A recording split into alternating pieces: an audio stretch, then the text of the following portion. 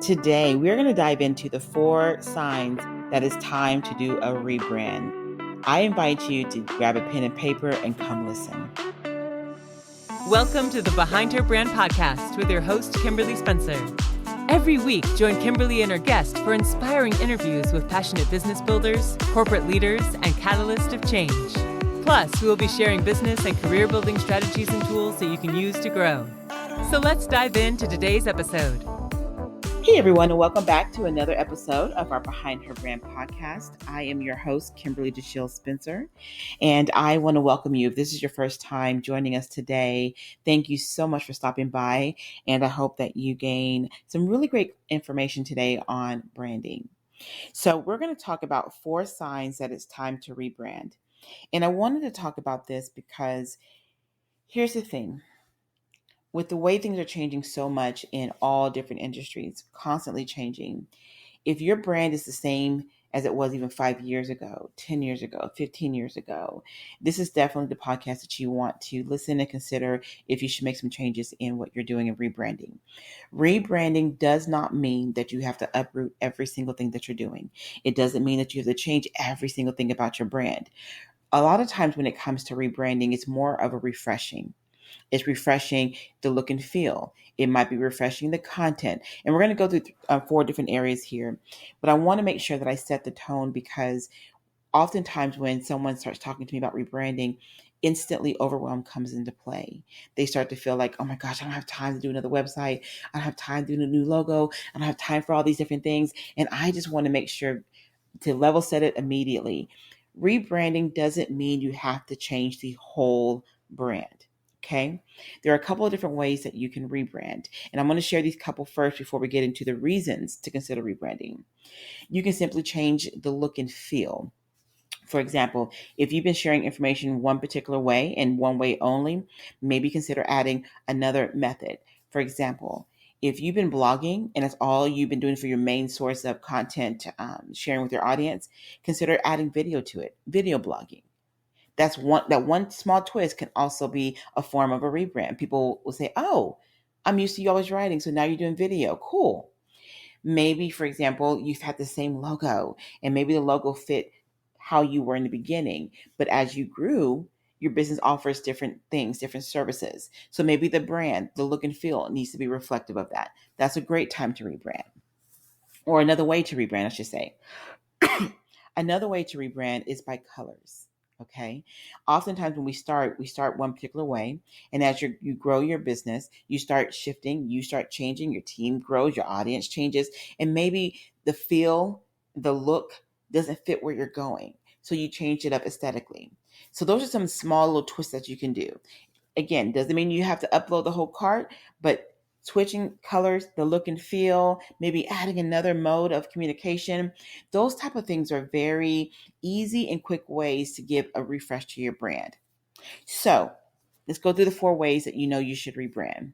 First and foremost, you should consider rebranding when your repeating customers are no longer becoming customers.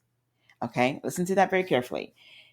Oftentimes we can have people that repeat, but when that starts slowing up, and they start realizing that you're not the solution they need anymore, it's a big indication that they're no longer growing with you or they've gotten everything they need to get from you. But if this repeating client base, and I'm going to add another caveat to it, typically repeating clients typically also will refer people to you. If those 2 areas are slowing up, that's a big indication that maybe it's time to rebrand. So what should you rebrand if that takes place? Rebrand your customer experience. Okay. If people are not wanting to re-sign up or they're not referring anymore, check your processes. Make sure your systems are running smoothly. Make sure that the experience is still the same one that, well, I should say same one, but it's still good and valuable to the person that's working with you. It's a big indication when you're not getting leads, you're not getting referrals, you're not getting those different things or engagement that, okay, something is amiss. The next thing, whenever you want to rebrand, oftentimes it comes when you're at a point of, okay, maybe you have a good stable business. Maybe things are flowing really well, but you're ready to go to that next level. And you know that you need to increase your prices. You know that you need to increase the different offerings that you have.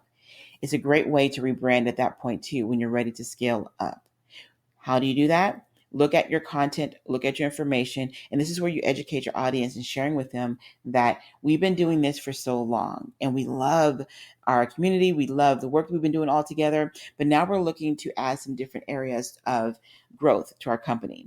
And so in doing so, our rates are going to be increasing effectively, and you give the date and time. By educating them why that you're increasing, but also offering additional value is a great time whenever you're trying to rebrand. Okay. Now, let me say this also with that, because I get asked this question too, as a caveat to this one. When do you know to increase your pricing? You'll know to increase your pricing when you yourself, if you're a solo company or if you have a team, when your expertise, when your experience grows. You're not going to have the same rates as year one as you would in year 5 or even year 10. So as you grow your expertise, your value, your experience that you're offering to your clients, your prices are going to shift along the way. And there's nothing wrong with that. And when you do that, if you ask, okay, does it have to be a rebrand? It does. And again, remember, rebranding doesn't mean uploading everything. Rebranding can also really mean communication, sharing with them, this is where the brand is growing. This is what we're going to be doing. And here are some other offerings that we're going to bring into the plate. Okay. Now, here's another area whenever you want to rebrand. This is going to sound a little strange, but I think many of you guys would be able to relate. When you find yourself no longer engaged in your own business, when you find yourself kind of bored with offering the same thing, if you find yourself kind of bored having the same conversations, and if you think, oh my gosh, like, can you really get to that place? I can't say the statements for everybody, but there are some of you, and I see it through some of the questions and the feedback that we get, that I just feel stagnant. I don't feel like I'm growing. I don't feel like I'm enjoying what I'm doing anymore. I just kind of feel like, sometimes when you get to that place, you might need to refresh what you do. You might need to look at, okay, what is it that I'm building here? You go back to the basics. You go back to looking at, what is it that I want to build at this place, at this time, in this season of my life? And ask yourself those questions. Is what you have in front of you what you want to continue building? And if your answer is yes, then go back to what I shared earlier. Do you need to refresh your offerings? Do you need to refresh your content, your communications, maybe the colors, whatever it might be? Do you need to do a refreshing on your brand? Okay. The other side of that too, if you find yourself bored, if you find yourself not engaged, well, maybe the audience that you were attracting at one time, that you were teaching, that you were engaging with, maybe your audience is a new audience now. It's okay to say, you know what, this brand worked for me when I first got started, or for the first few years, 10 years, 20 years, but now I want to rebrand and become something different. I no longer want to do this here. I want to do this over here. Now, I'm a park right here for a quick second, because again, this is something that I get a lot in our feedback. And let me give you an example of how this might look. When I first went into marketing and branding, I was working with professional speakers. And so when I say work with them, they weren't doing any of their marketing and branding. I was doing it all. I was booking them. I was doing their contracts. I was doing their logistics. I was handling even press for them. We were also handling distribution of their books and products and everything. We were doing everything for them. And so I was making sure that their business was running smoothly. We had a very small team. We had 45 speakers. Now, to some, our business was very successful. But for me, I did not feel like I was offering my best self, because I was doing everything for them. And so they had no clue of any of their own processes and marketing and systems for their own business. So I decided to do a rebrand and say, you know what? This model here isn't working for me anymore. I started finding myself getting really burnt out, not excited about the work anymore. And here's the funny thing about it. My business at the time was incredibly lucrative. Okay. And that sounds crazy, but it goes back to that old adage that all money isn't good money. I was making great. I was on retainer with all of our speakers, plus getting commission. Okay. Because we were very blessed to be really good at what we did. But I was miserable and I did not enjoy the work that I was doing. So I decided to change the model. And in doing that, I created a different side of the business, and I let go of the speaker business. And I said, I'm going to open up a marketing and branding firm called U Impact. And I want to show people how to do this. I want to show them how to seek engagements. I want to show them how to do their own marketing and branding.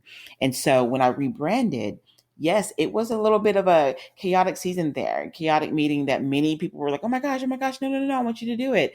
But I knew for me, I needed to rebrand. I needed to refresh what I was doing so that I can feel good again about marketing and branding. And when I did that, I have never looked back since. It's been 2 decades now and I have not looked back. And I absolutely love what I do right now.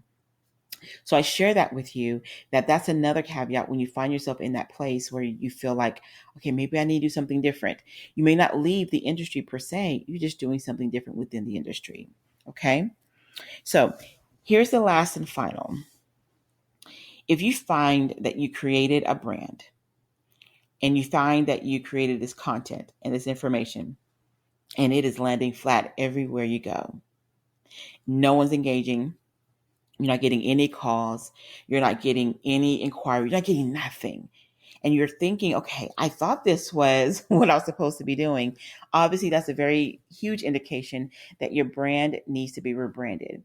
And oftentimes what happens in that space when you're not getting any engagement, any calls, any leads, anything, it typically lies in your copy, your marketing copy. And we'll do another podcast on that specifically. But your marketing copy is what communicates to people who and what you are.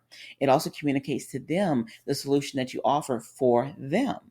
So if your copy isn't talking to your audience, is it not, if it's not engaging your audience, is it not, if it's not, I'm sorry, like tongue twisters there, if it's not causing them to say, you know what, I want to reach out to them because they feel like a company I want to be aligned with.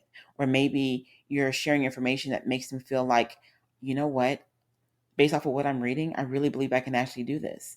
If it's not causing any kind of reaction, any kind of emotional connection whatsoever, then yes, you need to review your branding in that particular sense of the marketing copy.